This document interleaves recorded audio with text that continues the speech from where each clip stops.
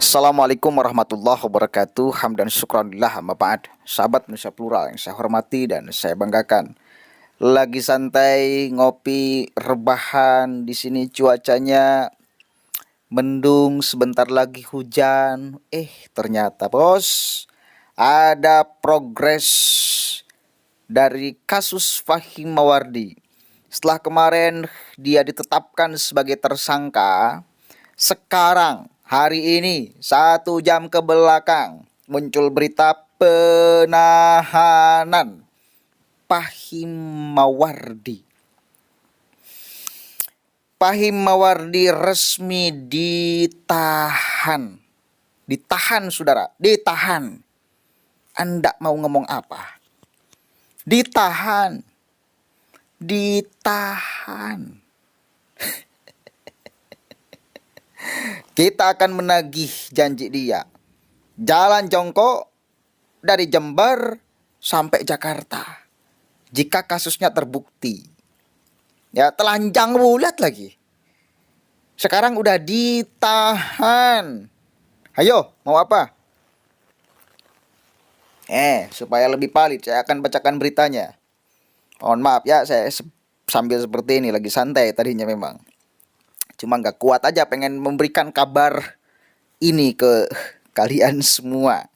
Karena dari kemarin saya terus update beritanya.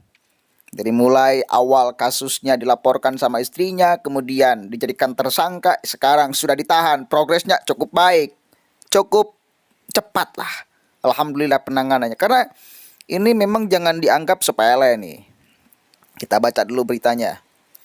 Polisi tahan Fahim Mawardi sebagai tersangka tindak pidana kekerasan seksual. Ngeri. Polres Jember menjebloskan seorang pengurus Ponpes di Jember, Muhammad Fahim Mawardi, ke dalam sel tahanan seiring penetapan status sebagai tersangka tindak pidana kekerasan seksual. Penahanan terhadap pengasuh Pondok Pesantren Al-Jalil 2 Mangaran, Ajung itu berlangsung sejak selesainya pemeriksaan di unit PPA Satreskrim sekitar jam 02.00 Selasa 17 Januari 2023. Kemarin itu dia diperiksa sebagai tersangka dan setelah menjalani pemeriksaan langsung ditahan. Kapolres Jember AKBP Heri Purnomo belum bersedia berkomentar meski coba dimintai konfirmasi. Demikian juga Kasat Reskrim AKP Dika Hadian Widya maupun Kanit PPA Ibtudiah Pitasari yang tidak mau berkomentar. Tentang penahanan diungkapkan oleh kuasa hukum Fahim, Alananto, yang menyebut kliennya langsung dimasukkan ke sel tahanan beberapa saat usai pemeriksaan. Kami sayangkan upaya paksa yang dilakukan oleh Polres Jember karena kami sebelumnya sudah mengajukan surat untuk tidak ditahan, ucapnya. Alananto sebatas memperoleh pemberitahuan dari penyidik bahwa Fahim disangka melakukan kekerasan seksual terhadap A, ustazah perempuan kelahiran Maret 2003. Nah, jelas ya. Sekali lagi. Penyidik bahwa Fahim disangka melakukan kekerasan seksual terhadap A, ustazah perempuan kelahiran Maret 2003. Sehingga Fahim dikenai pasal 81 dan pasal 82 junto pasal 76 huruf D dan huruf E Undang-Undang Tindak Pidana Kekerasan Seksual. Kiai, ngeri.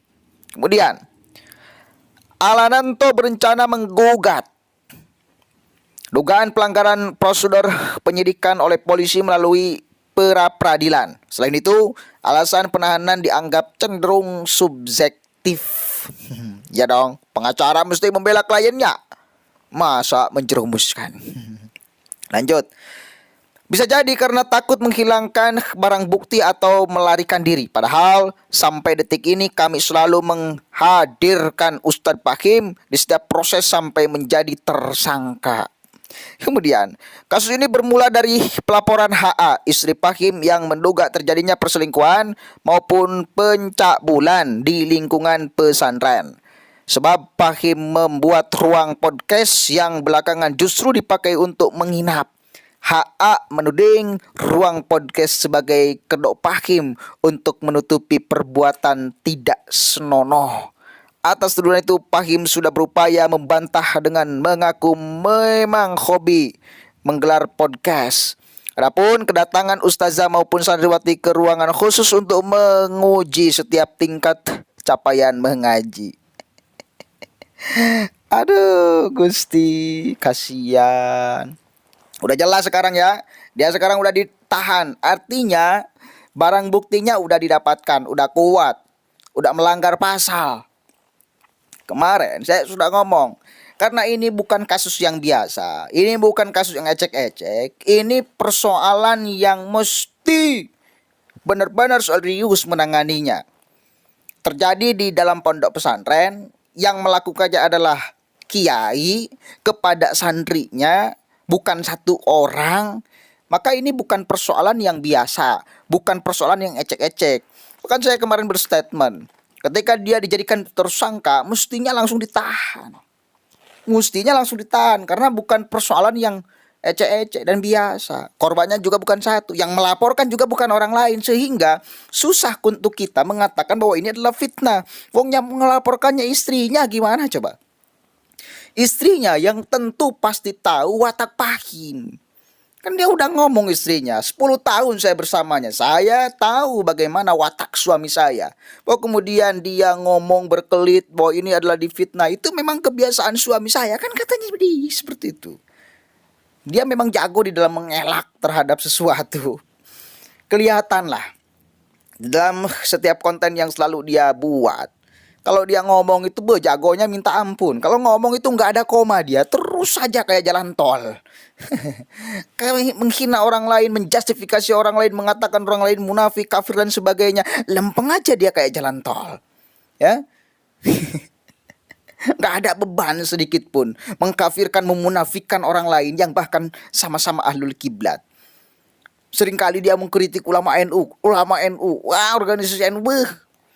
Hati-hati loh, kawalat loh. Siapa datang mengancammu kan binasa di bawah durimu. Keramat itu. Hati-hati. Tapi yang menarik itu, jalan jongkok dari Jember sampai Jakarta. Itu janji Fahim kalau memang terbukti dia bersalah. Dan sekarang udah ditahan. Berarti kan udah terbukti bersalah. Mau apa lagi? Alasan apa lagi? Anda mau ngomong bahwa ini adalah peristiwa zolim? Pasti bakal ada upaya itu tuh. Wah, ini saya hanya dikriminalisasi aja. Ini zolim aja. Ini untuk mengkerdilkan nama ulama ini. Ini untuk mengkerdilkan nama pesantren ini. Ini untuk mengkerdilkan nama saya ini. Jangan-jangan bawa ulama dulu. Karena gelar ulama, kehormatan yang diberikan oleh masyarakat kepada Anda sangat tidak layak. Coret nama kiainya, coret nama ustadznya. Gak pantas. Dan satu kali lagi, kalaupun pesantren kena, bukan pesantren orang lain, tetapi ke pesantren Anda. Dan kalau sudah terbukti seperti ini, pimpinannya melakukan hal itu, maka sebetulnya kita minta kepada Kemenag untuk nutup pondok pesantrennya. Gak boleh nih, pondok pesantren dicemari, ya, dikotori dengan orang-orang tingkah laku yang kayak gini tuh. Ayo, Anda mau ngomong apa? Hati-hati. Halo para pendukung Fahim, mau ngomong apa? Ini udah dijebloskan dalam penjara. Mau mengatakan argumentasi ini adalah zalim? Waduh. Tapi narasi itu pasti bakal ada, coba kita lihat aja nanti. Udah mulai bakal ada nih. Ini zolim. Kiai Fahim dizolimi. Basi ya, udah biasa mereka mengatakan itu. Ini kriminalisasi ulama. Bukan kriminalisasi ulama, jelas-jelas ulama kriminal. Predator seks. Gimana ini? Harusnya bisa membedakan mana ulama, mana ulamaan, mana ulama yang benar menjalankan syariat agama, menuntun orang agar selamat di dunia wal akhirah. Mana ulama loh.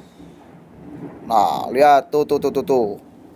Suara alam gugur ya, yang menuntun orang untuk ke jalan yang bengkok, jalan yang sesat. Hati-hati, banyak ulama gadungan zaman hari ini. Banyak sekali.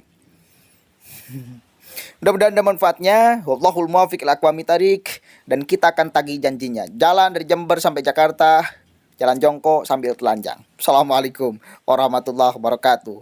Lihat main lato-lato gratis, alami dari Jember sampai Jakarta, Bos. Main lato-lato. Serius nih.